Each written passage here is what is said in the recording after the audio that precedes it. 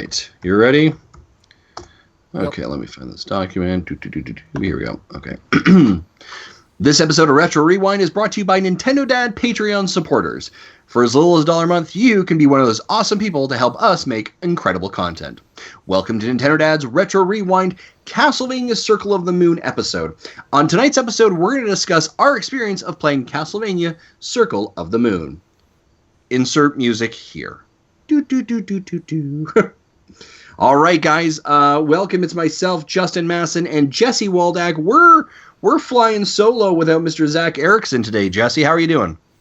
Doing pretty good. Awesome. A man direct to his point. I appreciate that. All right, guys. Sure. So, Zach is... let's go there. Yeah. Well, more the accurate truth is it's quarter to one where Jesse is, and we're going to record this episode. That's true. Zach is a new dad again. Well, not really new dad. He already has 2 other kids, but had a beautiful baby boy this week, so he's got the week off. What a slacker, by the way. He is Seriously? Now a Nintendo dad thrice.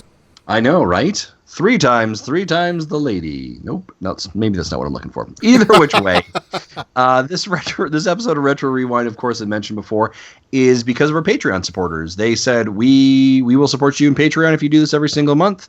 So we're like, we will do that then. So. This month, Jesse, Castlevania Circle of the Moon was what our Patreon supporters selected, like nominated, voted, and won.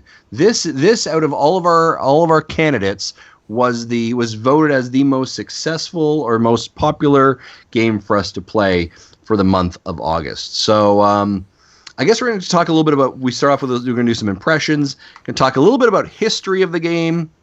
Some future directions, then we're going to round off with, actually, we don't have any fan stuff this month, so we're going to round off with what we're going to be playing next month. So a little bit of a shorter episode, but still pretty cool. Jesse, let's talk off start off with impressions. Had you played Castlevania games in the past prior to playing Circle of the Moon? Or what was your experience or past with them?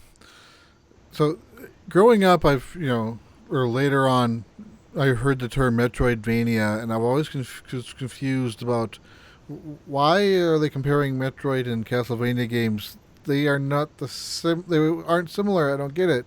One is exploration and one is pretty linear. Little did I know that that kind of took on starting with games around this GBA era when there was exploration in Castlevania games. So, yeah, I played the original Castlevania 2 and 3, and I don't think I bought the Virtual Console release of 3 on the Wii when that came out, and I ended up being lousy at it. But at one point, I was able to finish the game, unlock Alucard, and beat the game using him. So I put time into these games, and I used to know how to play them. But when it comes to the exploration-based types of... the Metroidvania-ish games, I've never actually played one before. So pretty much Castlevania 3 was the last of the time I've ever played a Castlevania game. Nice, yeah. Yeah, I think for me, like Castlevania, I mean, definitely the first time I heard of or was knew of its existence for Castlevania was on the NES. Now, I never played it myself. If truth be told, like when I'm thinking of a 2D platformer game, kind of the setting is usually what draws me to a game, and vampires and the 1800s and Dracula. Those kind of things never really drew me to the genre to play the game, right? I was like I remember I've probably seen it at a friend's house play it, or I rented it one time, but I was like, it's just not for me. Whereas like something like maybe Time Lord or Mega Man or something more futuristic was much more kind of in my wheelhouse and genre. So I knew of its existence, and I think you're very right there, Jesse. That Castlevania, that Metroidvania terminology and words that are being used there. That term that we're using so familiar now to describe a lot of games. We talk about Axiom Verge is a Metroidvania kind of game. Well, it's actually more Metroid than it is Vania. This 2D platformer game of exploration really drew its roots back in the 1980s or in the early 1990s with Castlevania, and then this franchise beginning. Now, this franchise has kind of had a bit of a bubbly kind of turn over the last little bit. We haven't heard a lot from Castlevania recently, and it's kind of moved off of Nintendo and it's kind of floating around there. We're going to talk about the future of the game in a little bit, but I think several years ago they tried some sort of 3D fighter-ish game, almost like a Street Fighter or Mortal Kombat, yep. And it kind of tanked. Sure. Putting it nicely. Yeah, very nicely. So Jesse, as you're playing through this game this month, what were kind of your impressions of it as you played? Now, this game, how are you playing this game? On what system? What emulator? What are you using? I played it on the Wii U Virtual Console. Okay. And now it's emulating off the GBA, correct? Yes. Okay. Yeah. So I pretty much got lost right away. I didn't know where I was supposed to go, and ultimately, I didn't get very far into the game. But I played it where I got to a point, and I thought, "Gee, I wonder if a map would help." So I actually went and looked up a map online for the game, and I expected something, still kind of Metroid-ish, where you've got distinct sections that are organized. They're distinct sections because of the NES limitations. They have to be loaded up separately in memory, so they are kind of zoned off.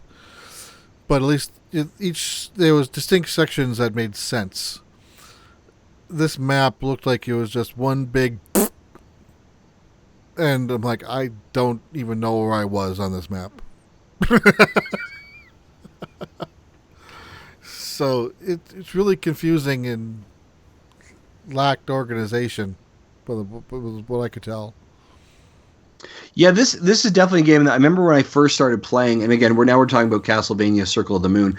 When I first started playing it, I got a couple hours into it, and I was like, I was kind of exploring, and I was like, I need a map here for sure. And it took me and I was playing actually off play mode, so I didn't have I was just on the gamepad, and I was like, I really need a map somewhere. It wasn't until I actually played it like on large screen that I could understand that it was like, I think it was like select or start, and it brought up the map, and I was like, okay, yeah, there it is. That helps me understand where I need to go. I didn't even get that far to figure that out. Oh, okay. But I would agree with you, like especially as I flesh out this map. The map is very reminiscent of Metroid. Looks very similar to it. Ironically, actually, I'd been playing Axiom Verge and Castlevania like in the same sitting at the night, and they both have this kind of map system. Looks very similar, and I was kind of like flipping back and forth. I remember at one point I'm like, I think I'm actually blending these two games together in my brain right now, and I need to stop doing that. So I need to take a bit of a break. But yeah, the map system felt a little bit clunky. It felt a little bit just kind of like hodgepodge together. Didn't really give us a true accurate depth, or it felt very zoomed out. So I didn't really feel like it knew where it was going. So, yeah, definitely a game that requires a map system, a lot of exploration that goes along with it as you kind of truck your way through this level. What else did you observe, Jesse, as you kind of played through it? See, I'm trying to even remember because sure. Yeah. Again, I didn't get very far into it before I ended up, I died, I ended up dying really early a few times, and I don't recall feeling that it was because of anything I did. It's probably one of those, there was an enemy here that just spawned and I didn't see it, or something silly. So, at that point, I kind of I wasn't in the mood to put up with it, so I ended up putting it down. So, sure. So it just wasn't the game that was inviting enough for make me want to play it more. Mm-hmm. Mm-hmm. Yeah, I definitely felt like the game. I never really felt like the game grabbed me. I never felt like I was really invested. Like I really wanted to keep going. Really wanted to drive the story forward. I kind of felt like I was going through the motions, not necessarily from like a gameplay perspective, but like, okay, I just need to truck through it and play some more. And maybe in a couple hours it really hooks itself. But I just didn't feel that. I also, to be completely honest, I actually felt the controls were very clunky. Like the jump button and then the double jump, I felt like it was very stiff and very sticky almost. I felt that it just wasn't as tight and as precise as I wanted it to be. And I don't know if that's a byproduct of the fact that it was on mobile originally on the Game Boy Advance and there was a port, but I just didn't find that really great. I found at times, because you have your whip is your primary weapon, then you have your secondary weapon, whether it's knives, axes, or magic water that burns or whatever. I felt like when I was doing moves, like I was jumping in the air and throwing my whip, I felt like I was more often than not doing the combo where I also threw my special weapon, and that was not efficient when I was trying to kill bosses. So I felt that was, or enemies, I thought that was very challenging. Yeah, I didn't have that problem, but because you probably got like the Smash Brothers motions going on where you're tapping up a little bit as you're jumping. Yeah. Where absolutely. I don't, because I don't play Smash, so I didn't have Okay. that problem. But I remember having issues when I wanted to do a jump whip in midair, and I really had a hard time getting timings down. Right. Okay. Yeah. So it definitely felt like some of that stuff was a little bit clunky. One of the things I did like about it is it did kind of like the RPG elements of it, right? Where you're able to increase your heart, increase your magic. You find gear and you put it on, and it adds extra strength and ability. I thought that was a very cool function. I think the thing that like you'd collect like a wristband or a vest, and I'd forget to actually enable it, like go and put it on. So I felt like I really had to remember to do that, and actually got to a point where I was like, I know I have these things on right now. Now I will go save. Yeah, that was common with early RPGs as well. Is it didn't remind you that you had to enable to equip it. Yeah. And I remember having that problem with early RPGs as well. So, but not surprised that happens here. Sure, yeah. So that was, I thought that was a factor that I found a bit challenging at times. Yeah, the other thing I would actually kind of really give this game credit for is its boss battles are very difficult. The bosses that I encountered, like the level bosses, I found were like I died several times. And usually when I did finally win the boss battle, I had like a thin strip of life left. That I barely survived by, and I was like, oh please God, I got to go find the save point or something and not find an enemy in the next like 3 feet, or I am going to die. So I found that was very challenging. So if you're a 2D platformer who likes really challenging boss levels, I think this game definitely kind of scratches that itch. At times, though, I found the boss battles didn't give you enough explanation of how you need to defeat the bosses in a meaningful way without basically destroying yourself.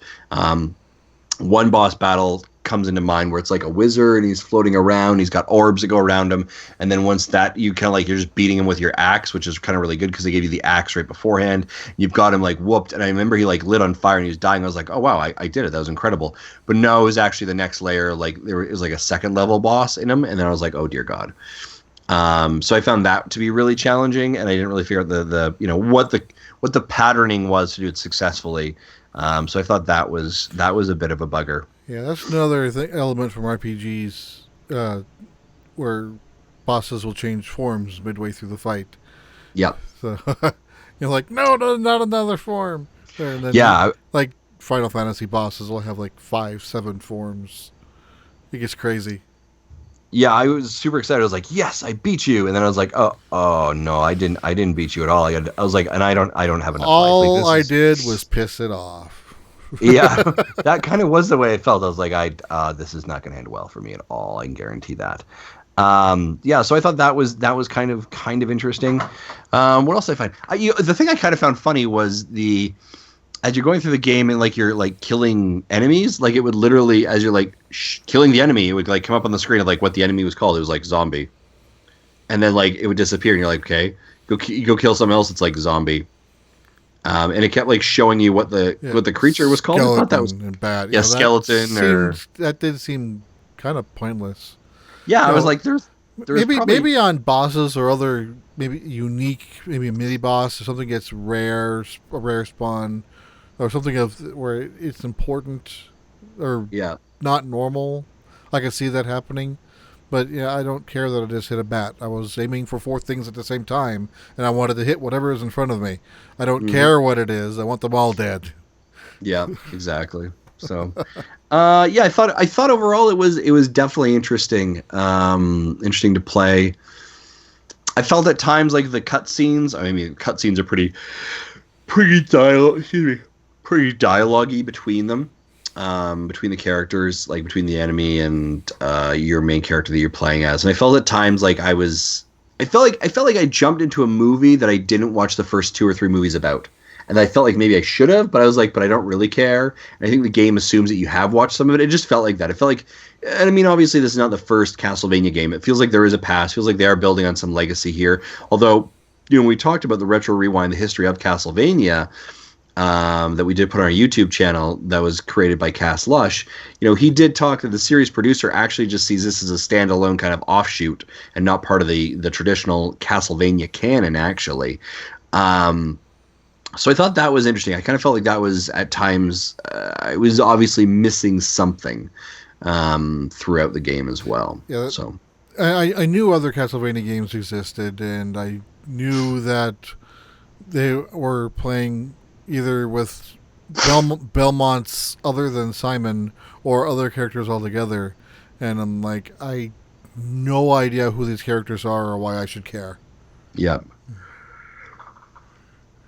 Yeah, there's a lot of I mean, so like this one is not part of the Belmonts, but rather focuses on Nathan, right, and his quest to rescue his kidnapped mentor from Dracula, right? So not part of the Belmont storyline or story arc, but kind of tangentially positioned, so to say, right? So yeah.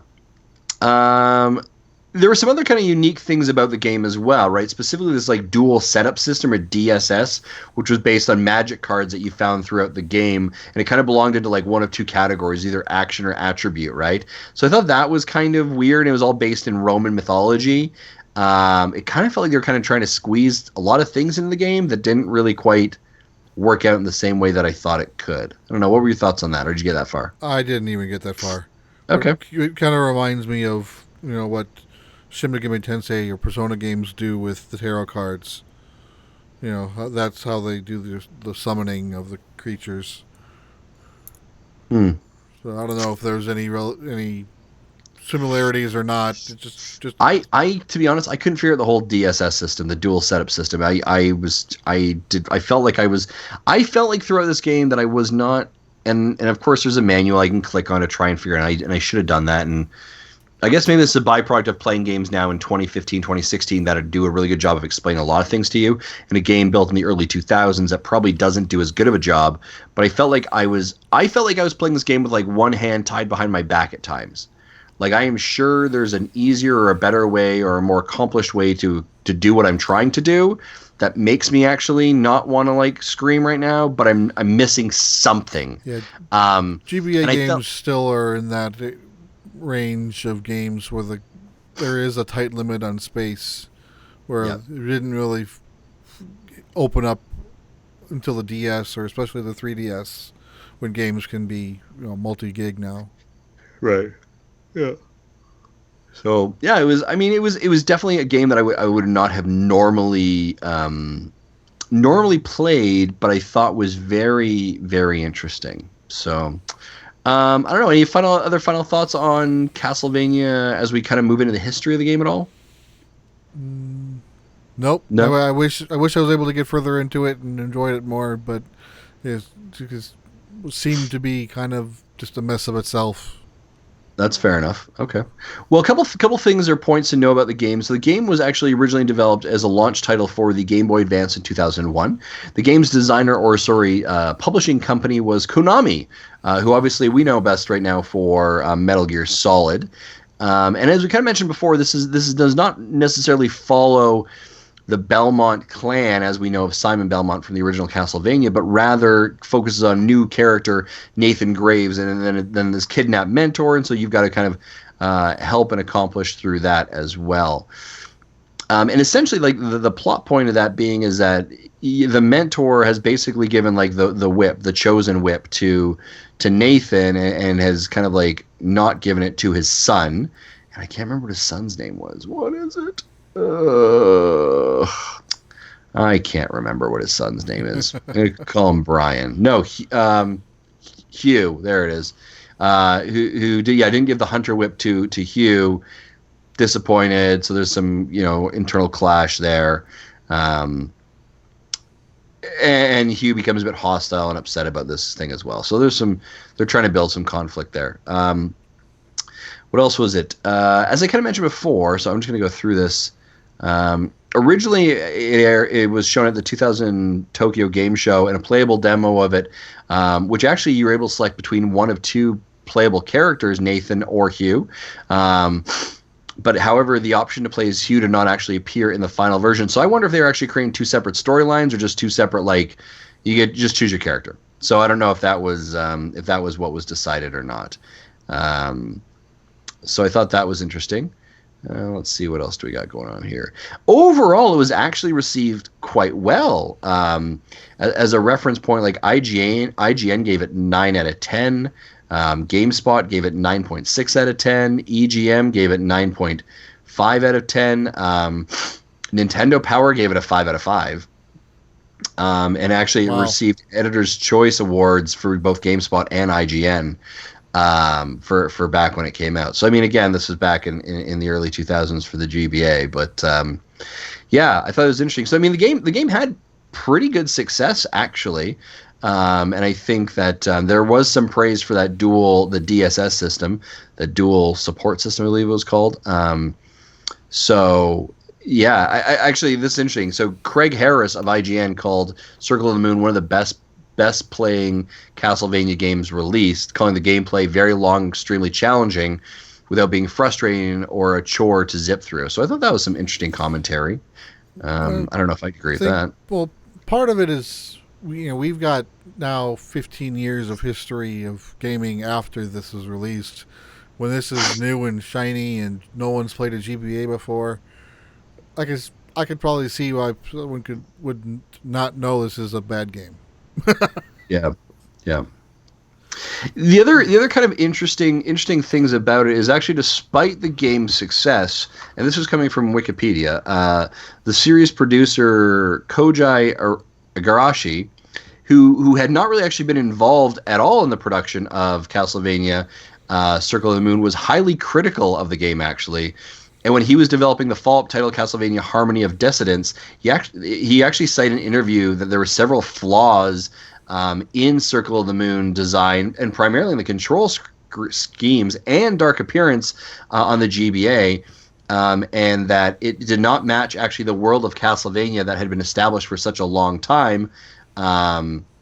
So he wasn't really super happy with it actually. Well, part of that might be just because of the GBA hardware itself. We're talking about the original GBA, not the GBA SP that hadn't come out yet.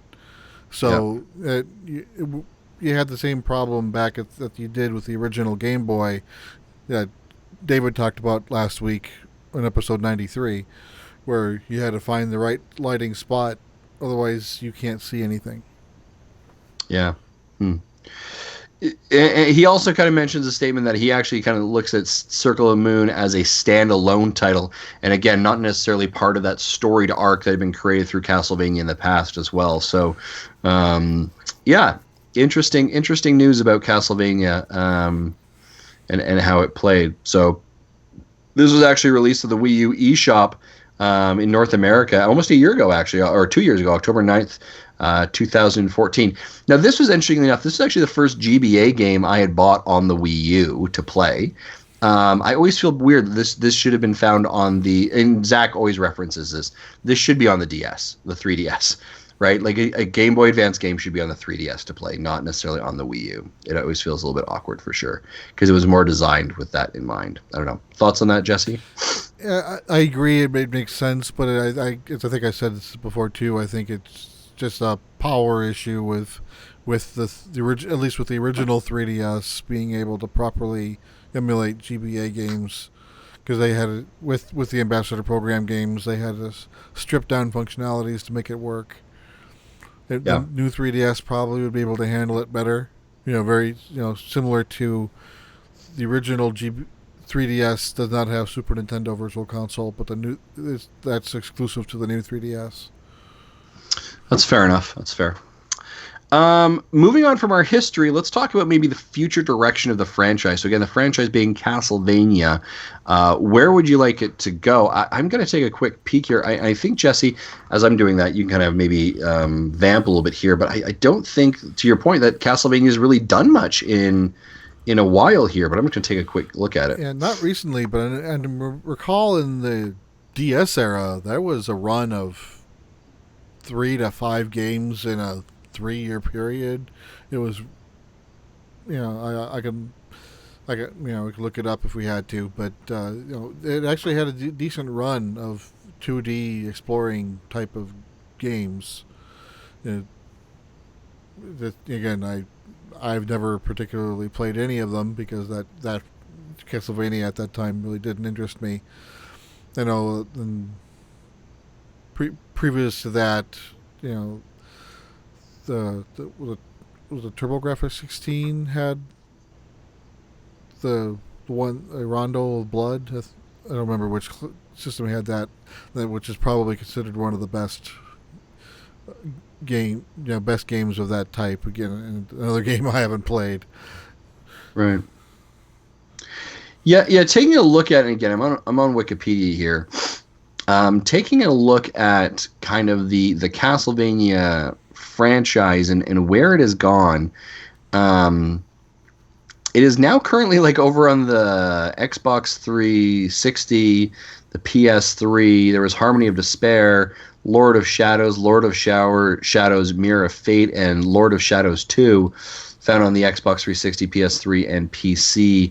There was an iOS game actually called Encore of the Night as well, PS2 game, Cure of Darkness, and a bunch of, to your point, mobile options as well.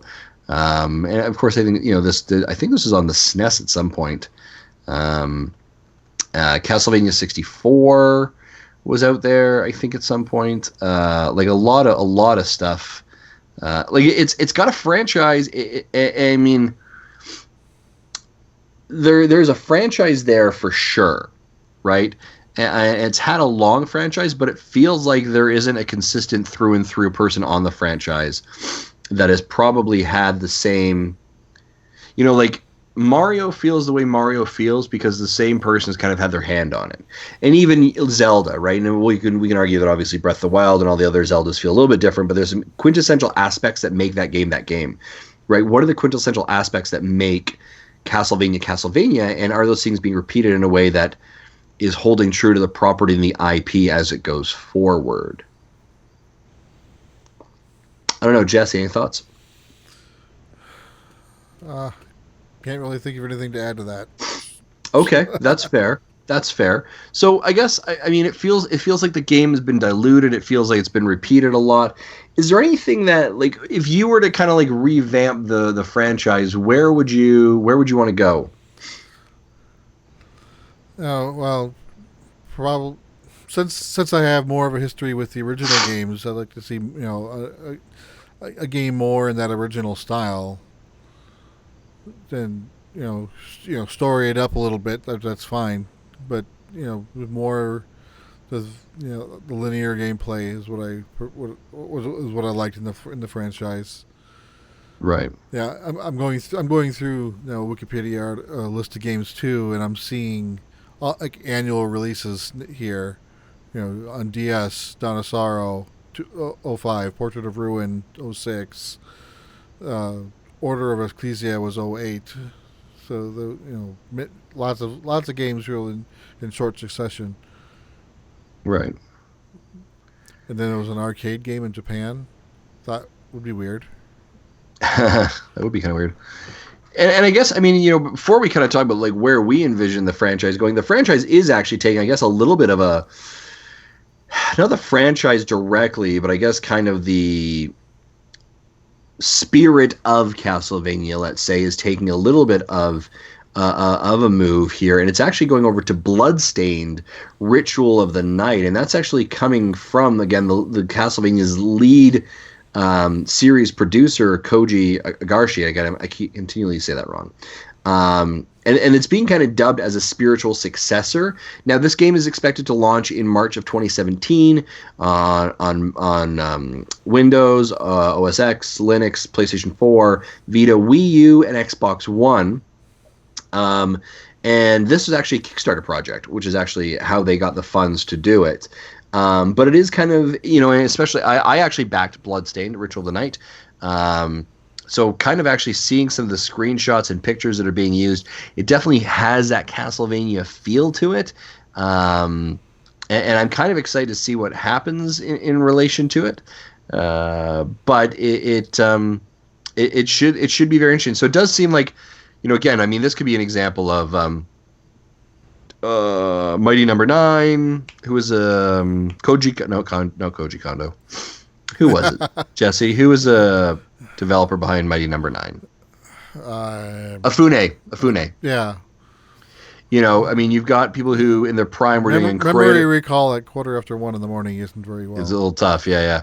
Doing incredible content back in the 80s and 90s that we're all very fond of, and now they're trying to report it back into the 2000s and take ownership of a franchise that was kind of like dead or lost, and trying to become that the true North Star for the franchise to kind of rejuvenate itself.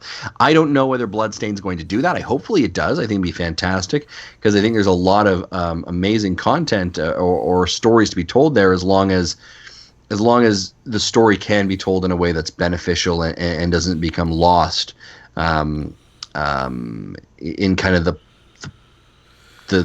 depth of developing games and stuff. So, Jesse, obviously, Bloodstained coming out, but what would you like to see? What do you want? Okay, well, I was thinking back to the Kickstarter. That was around the same time as the ukulele Kickstarter. Yep.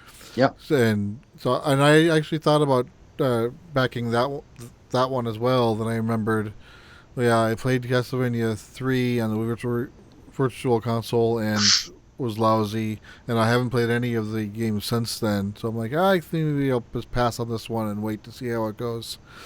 But I can't really think of anything else I'd want in a Castlevania game. Sure, yeah, that's fair. I'd like to see it kind of almost kind of and again, maybe it's the fact that I'm playing Axiom Verge right now, but I would love for someone to kind of take a spiritual successor. You kind of do it in that old 8-bit style or even 16-bit style. Just tighten up those controls and make you want to play the game, right? I mean, Axiom Verge feels like it should be Super Metroid 2, essentially, right? And I would love for someone to take it in that kind of style and move forward with it. Maybe Bloodstained is exactly that, and it's modernized for the Wii and for this generation. Obviously, it's not 16-bit or 8-bit style, but I think just tightening up those controls, create a character, create a story that we care about, and just, I don't know, the exploration part of Metroidvania or Metroidvania games is part of that desire as well. So make it both challenging and engaging. I think that's probably what we'd like. And I know those are kind of like very broad terminologies to use and not very specific, but again, to your point, it's very late in the evening, but that'd be my thoughts. Yeah.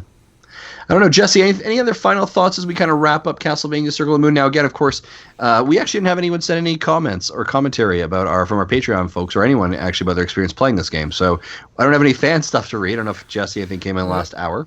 I haven't had a chance to look either. But, Castlevania franchise as a whole is just a franchise I've had little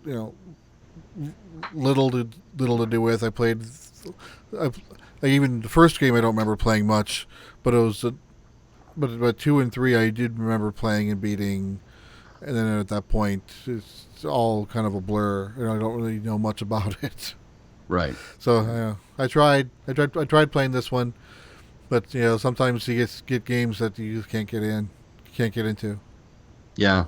I would love to know whoever in the Patreon community selected and nominated this game. I'd love for you to send us a message to say like why this game? How did this resonate with you? Why did it draw you? Were like, this is the game I want us to play together. Because there's got to be an experience, there's got to be a memory there that is connected. And obviously, Jesse and I don't appear to be huge fans of it, but we understand that others are, and I'd love to just explore what that was like for you and what that means. Yeah. So, again, this is a bit of a shorter episode, guys. Hopefully you still enjoy the Retro Rewind. Zach's out, so that's 1/3 less the content you'd normally get. So, guys, we appreciate that. Now, Jesse, do you know what we're actually playing next month? I do. And do you want to share with everyone? I suppose. Okay. You twisted my arm. I did. It was a really tight battle between the Zelda 2 and Mega Man 2, and is my understanding this has literally gone to a coin flip? It did. It literally actually got to a coin flip, and we had to. Now this is off of the Retro Rewind guidelines and documentation, paragraph 4, section 3. In the event of a tie, a coin flip is determined, and the winner proceeds to move forward. So actually, when it came down to the end of the month, it was literally a tie for both games. Our fan base were both very passionate. Both Marty and Dave made large kind of campaigns and polls to vote for Mega Man 2. Mega Man 2 will cure world hunger. I approve this message. So they both campaigned very hard for Mega Man 2, and it came from behind, tied it, and actually won it in the coin toss. So if there was a shootout, a overtime moment, Mega Man 2 did pull it out. So yeah, Mega Man 2 is going to be our game for September. Alrighty then. Yeah. And actually, interestingly enough, kind of, if I'm kind of giving a wink and a nudge and a forward, our game for October is actually going to be Zelda 2, because in paragraph number 5 of the document, the loser of the flipped coin in the event of a tie becomes the winner of the following month. So fair enough. I think that's only fair. So we do. So those who wanted Zelda 2 will still get their Zelda 2. It'll just have to wait an extra few weeks. Correct. Yeah. But Mega Man 2, a fantastic game. I think probably one of the best Mega Man games out there. I think a lot of people argue it's probably the best Mega Man game. I've already started playing it. I'm a huge fan of it. I got on the Capcom Mega Man Legacy bundle a few months ago. But yeah, I'm super excited. I got a trip out to Boston actually this weekend that I'm going to be playing it on there, and hopefully finish actually before we land. We'll see what happens. Yeah. But I don't know. Do you like playing Mega Man? Do you play Mega Man 2? I remember playing. That's one of those games I played through when I was a kid, when I had patience, and now I have less patience, and I haven't tried playing it yet. I'll definitely give it a try and see how far I go into it. And I remember that game being longer than you'd expect because it has an interesting way of ending. But we'll talk more about that next month. Absolutely. We don't want to go too far into that spoiler right there, let me tell you. Guys, this episode's wrapping up. Thank you very much. If you're like, hey, I would have loved to vote for these games. I've got a game these guys, these fools should be playing. I want my games nominated. You can do it very simply. You head over to patreon.com/NintendoDads for as little as $1 a month. You get to vote on the games that we're going to play. You get to nominate the games we're going to play. You get to vote on the games we play. And by the way, did we also mention that you get exclusive artwork for that month's Retro Rewind episode from Adam Leonard?